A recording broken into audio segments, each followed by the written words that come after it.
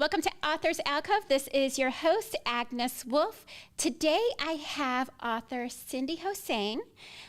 She wrote a series of short stories ranging from mysterious stranger to secret love affairs in the series Unbeknownst to Her. It's a very quick read. I strongly recommend it. I read it in one day while I was doing laundry, actually. And then she has a book that is that was released on November 7th, which would have been yesterday, Scrambled Eggs in Venezuela. Cindy, do you mind sharing a little bit about yourself and your background? Hi, thank you for having me. So I am currently living in Manchester, the United Kingdom. I grew up in South Africa in a really small town. I think we had 2 traffic lights. After finishing school, I was like most people, or many people, unsure what the next step is. I wanted to study, didn't know what to study. So I thought I'd have a gap year. First time away from home, first time on an aeroplane, coming to Manchester. It was such an adventure and a scary adventure at the same time. I had trouble doing my phone, getting the foreign SIM cards to work. So I went into a local mobile phone shop and met my husband there day one, although we didn't become romantically involved for many months after that. But yeah, I believe in fate, and I just think that was meant to be. So in Manchester, I was, freshly out of school, had my 3 beautiful children with my husband. And then once they were all in school, I sort of felt this is my time now. So took up studying creative writing. Then COVID hit, and I felt like a lot of people stuck in a box with my children, and creative writing then especially was my savior, and it was just such an outlet. And the rest is history. Here I am so many years later. Did you always see yourself as a writer? I've always seen myself as a creative person, and I think we shouldn't restrict ourselves to just a writer or just an artist. I remember growing up and making pretend radio shows and hosting my dog on there. And, artistically, I can't draw to save my life, but I've always, made little plays and stuff like that. So this is just another outlet for me. I know some people wake up and going to write a book, I'm going to write a novel, but for me, this is just an outlet of my creativity. So I didn't always see that, but I'm happy I am where I am now, and I'm enjoying it. Awesome. So you just released Scrambled Eggs in Venezuela.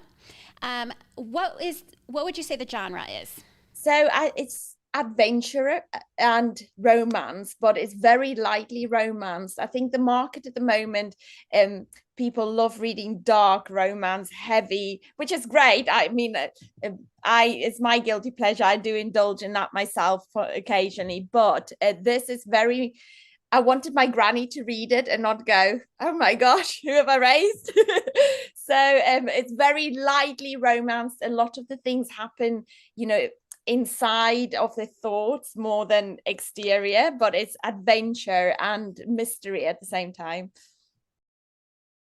What was your inspiration behind the book? I watched it. I'm not actually sure if we're allowed to say this. I watched a television program called Afterlife by Ricky Gervais.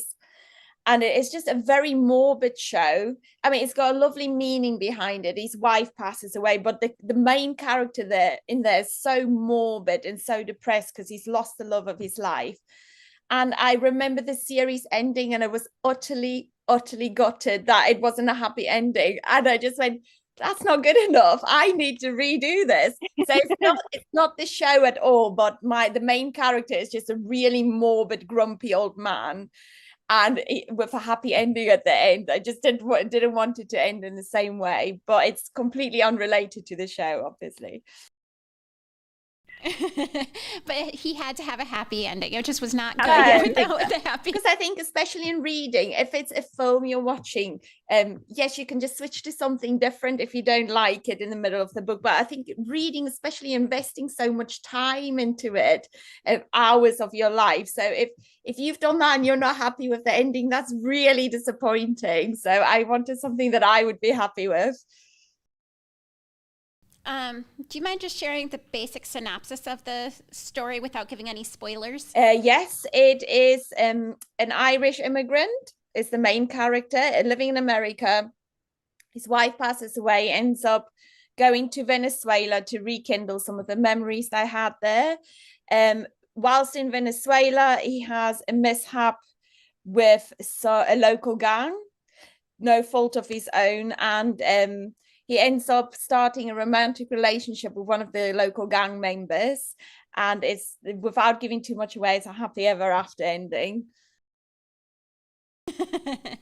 I find the title very unusual, and I'm curious what's the backstory behind Scrambled Eggs. I know. It's not a cookbook. I'd like to make that clear. The character actually meets or gets introduced to gang members that he doesn't know are gang members at a street cafe, because he escapes his hotel every morning to wander the streets of Venezuela without his security guards, because obviously, at the moment, unfortunately, it's a really dangerous place. So he has security guards with him at all times, but that's his 1 hour of the day. He's got freedom when they suspect he's still asleep. So he goes to the local cafe every morning and has scrambled eggs in Venezuela, and that's where he also meets, his love interest as well. So I just thought, it's not breakfast at Tiffany's, it's scrambled eggs in Venezuela. So that's cute. So this is your first novella, right? Yes. Okay. Yes. So how is it different writing the novella as opposed to your short stories that you wrote for Unbeknownst to Her? I suppose, it's a lot more stamina involved. There's something I really had, because I love writing flash fiction. I'm not a person with a lot of patience. So short stories, my cup of tea. I really enjoy writing that. I had to put a lot more planning into. Once you get to the end of the chapter, where I would usually end it on a cliffhanger in a short story, I realized, got another chapter to go and another chapter to go. So it's more planning involved, more thinking it, can I bring this in yet, or is this not the time for it? So I had to be a bit better with my planning. So one of the things that you had mentioned is that English is not actually your first language. What type of challenges did you encounter because of it? And maybe give a little bit of background of what actually is your language and how you learned English. So I speak Afrikaans, which is similar to Dutch. And I still think in Afrikaans. I catch myself still counting in Afrikaans. I still tell my children off in Afrikaans in public. So, people, which I find that is the best advantage of any foreign language. You can tell your child off with a smile in public and no one will be surprised. So the challenge for me is I speak English fluently. My husband's English. Obviously, my children go to English schools. So I'm quite competent in it, but you will still make grammatical errors that a native tongue won't make. And you will often use wrong tenses. So I find that I have to work really hard. In my head, the story sounds amazing, but sometimes when I put it down on paper, it's really infantile, and I have to work at it and edit it an enormous amount to get it to where I'm happy with it. Who has helped you make it so that it's more fluent? Do you have like proofreaders, editors? Like what is your process as far as that goes? First I do the draft like most people would do. Then I put it away. I forget that I've written it for a good few weeks. And then I try and look at it objectively. Then I will do as much of the editing as I can myself. But you can't be 100% objective. You won't see everything. Then I will have a close group I send it to, which I'm not sure whether they like it or not, but usually my mother and my lovely neighbor and an auntie, somebody I would trust to tell me we don't like this, or without, fearing that they'd offend me. But then again, I have to say that a lot of these people are not English native English speakers. So they don't pick up all the faults. But I have found that then it's gone to an editor. But the lovely publisher I'm with, instead of doing a complete I wouldn't say rewrite, but instead of doing an enormous amount of editing, purely look online edits to try and make sure that they try and keep it as authentic as you want it, but they try and make sure your tenses are right and your grammar is right. So go through their editor, and then we do arc readers, of course, which they often pick up many faults that editors miss and you miss, and which I think is really brilliant, fresh eyes. Yeah, that's awesome. So let's switch over to Unbeknownst to Her. It is a series of 4 flash fiction, like you had mentioned, short stories. What was your inspiration for writing this particular series, and what is the common thread between all 4? My inspiration for well, like 4 very different stories, although they've got a theme that runs through them, which is betrayal, or you really can't trust anyone, and shock. I really went for the shock element, but they're all, because it's 4 completely different stories. They were written at 4 different times in my life and different things, so they each have their own thing that inspired them. And I found that I really like writing mysteries like that, and they happened, I don't know, but I have a really good life and a good relationship, just for the record. But at that time when I was writing, I just liked writing things where they get betrayed. So yeah.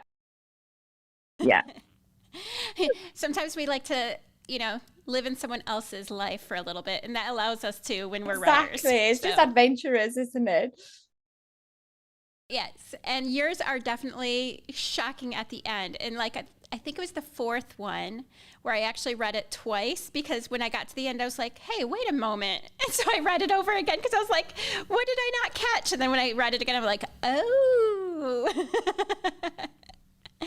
All right, so what is the significance behind the title Unbeknownst to Her? So I did some research about compiling stories, short stories together. And unless if you're really well established as an author, you've got a massive audience and following, I think it's important to make sure you've got a theme for everything. They're all tied together. Otherwise, you could get a bunch of random stuff, and somebody might not like one genre and it's stuck in there, and that might influence how they perceive your book. So I just had a look at all the stories individually. I thought, what is the main thing that goes through them? There's a woman being shocked at the end of how events have turned out, so she really doesn't know what's going on. So that's how I came upon that. So is there any of the stories that have like a special place in your heart more than the others? They all, I think any stories as writers, they're all like our babies, if you want. And but there's one I particularly enjoyed writing more than the others so much, and that was Precious Pigs, which is the one because I just felt like an inspector. It has a bit of that finding out who's done what sort of thing going on, and I like knowing something that the characters didn't know, so I really like throwing that on the characters. I really enjoyed writing that, and I think that's important. You have to like writing or what you're writing. Yes, definitely. Was there any story that was more challenging to write than others, and that includes your novella or whatever? So what was the most challenging I would one? say I'd go back to Ink Jeans, which is the second story in the book. That was challenging because that was my screenplay format. So I got to a final competition with a screenplay with that. And then I decided I'm going to turn it into a short story. So adapting that was quite challenging because I do write in a very visual sense. I do think I write in a cinematic sense, so I can really see, there's not that much internal thought. It's all very much, this is what's happening, blah, blah, blah. So that for me was quite challenging to get it completely out of that and get it into, fiction genre again and not screen genre, if you want. So you actually chose to do traditional publishing. Had you even considered self-publishing, or did you know that you were just going to go traditional? So unbeknownst to her, I was well and truly on my way to self-publishing that while I was querying Scrambled Eggs in Venezuela. And I had a date set at my, barcodes, bought everything. And then my lovely publisher accepted Scrambled Eggs in Venezuela. And then I thought, I had a meeting with her as well. And I thought, while I'm at it, let me just check. And I said, well, I've got this, it's coming out soon. She said, can I have a read? Which she did. And she went, actually, we'd like to do this one as well. So I'm really glad I did. I think publishing as an indie publisher is wonderful. But for me, now knowing where I am now, I know I wouldn't have been ready. I didn't even know what ARC reader was. So many things I've now learned being with a publisher. I think I would, if I could go back in time and I was still adamant on doing the indie thing, I would go, calm down, do more research. Yes, do it, but know what you're doing. Don't just fly, because you want to make a good impression, don't you? So yeah. Well, you said that you didn't know what an ARC reader is, and this podcast is for authors. I think there's a lot of them. Like, people don't know what beta readers, ARC readers. Do you mind sharing what an ARC reader is and what they did for you? So an ARC reader is once you've got your novel to as good as you can get it, and you're sure that that's the final product you want to produce to the world. You have a team of ARC readers. Now you can get them. You'll see there's many Facebook groups where people say we want to be ARC readers. You basically send, everybody is signed up, they sign a little agreement saying they won't copy anything in the material and they won't reproduce it, etc. And you send them a digital copy of your novel, and they will have a read of it, and hopefully, although you can't force them, but hopefully write you a nice review. But I found them invaluable because I think as any author, you self-doubt yourself all the time. And I've had so many lovely emails, people going, even before the release date, because they tend to wait to give reviews till after the release date. But obviously you send the ARCs out pre the release date. So I've had lovely emails, people saying they really enjoyed it or asking questions. And then I have had a few people going, oh, did you know there's a typo on this page? And then that's been really great. We've picked up quite a few like that. So that's been really good. I'm really grateful for them. And I know ARC means Advanced Reader Copy is what it stands for. Yeah. So what was the process like for you for the traditional publishing? Because I think a lot of people are going more for self-publishing these days. What was the process like for traditional? So I chose not to go through an agent because I just thought I never went for one of the big publishers because I wanted somebody who would be more individual to me, if that makes sense. I didn't want to be just another number.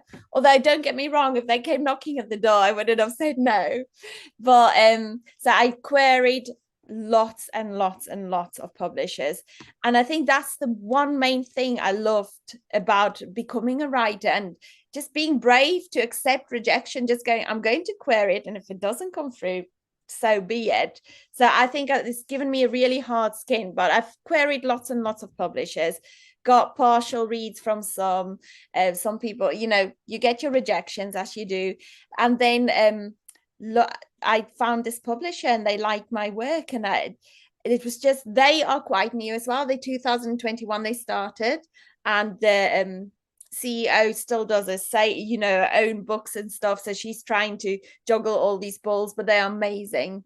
And I'm so happy I went for a small publisher because they're so responsive. I feel like we're a little team working together to get these books out. So it's been a very positive experience for me so far. That's awesome. Do you mind sharing who the publisher is? Warrior Rest, the publishers.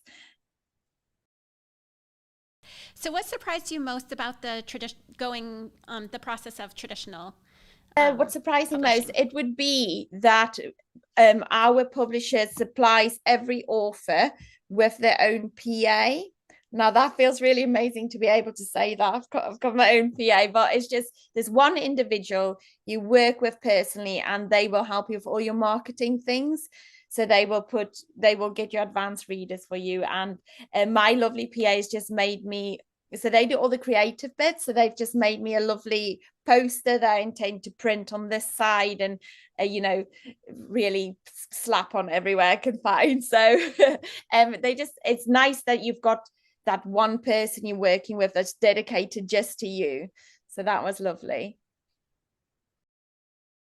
I actually was very curious about it because I've never I've never published a book, just articles. So, how many queries do you think that you sent? You said a lot, but you didn't say a number. Do you know? Oh, we're talking the better part of 50, if not more. I had a massive list and I just highlighted everyone that I sent out. And then, yes or no, yes or no. It was like a system. And I just made a decision. I'm not going to take it personally. Because I think if you do, you can get quite upset. Because I don't think it's ever somebody puts your work down. It's simply we've got our hands full at the moment, or it's not quite the right fit, etc. So I was like a machine, just like never mind, next one. So yeah, the better part of 50 at least. And I know many authors do a lot more than that, so I feel really, really lucky that that it ended there. That's awesome. So, do you have anything in the works right now? At the moment, so I'm finishing my degree in creative writing. So I've got a few assignments there I'm trying to focus on, but I have started outlining another one, which it's only very basic to start with at the moment, but I can tell you it involves an art dealer and a carer, etc. But like I say, we're only in the baby stages, so it will be a long while yet. Do you know if it's going to be a novel, a novella, or what are you thinking So it's going to turn into? I don't think I'll ever be one of those people who can write 300 pages odd. It's just not me. I'm impatient. I want to move to the next story, but I've made a goal for myself to do a word count that's high enough for the publisher to go, we can justify the printing cost by printing this, because I love reading paper books myself, and I love this smell, and I'd love to display it on the wall. So it's going to be, I would say, a short novel and not a novella. So yeah, that's my goal. Good luck with that. So, I just want to thank you so much for being on here, but I ask everybody this question, and so I'm going to ask you, what would be one piece of advice you would give to an unpublished author looking to publish a novella or a short story series? One piece of advice is don't give up. There are days you're going to think you're really rubbish at this. There are days you're not getting to believe in your dream anymore, but those days will pass. Like, don't give up, because you will regret it. Just carry on. Even if at the end of the day you write only for yourself, just don't give up. Thank you very much. I really appreciate you coming on. And like I said, Unbeknownst to Her is really good. Have not read Scrambled Eggs in Venezuela, but I do plan on it. Thank you. So thank you very much. And your book, you can get them on Amazon, anywhere else? Over 40 distributors. So just the main one in America, that would be the main ones. It would be Amazon, and but I've got a Linktree thing, but that has all the things. But yeah, Amazon's the main one, but there's over 40 distributors. I can't recall all now, but yes. That's awesome. So I will make sure that I get the show link, or the links in the show notes, so that way people can check it out and all of that. And again, thank you so much. I really appreciate you meeting me. Thank you very much for having me on.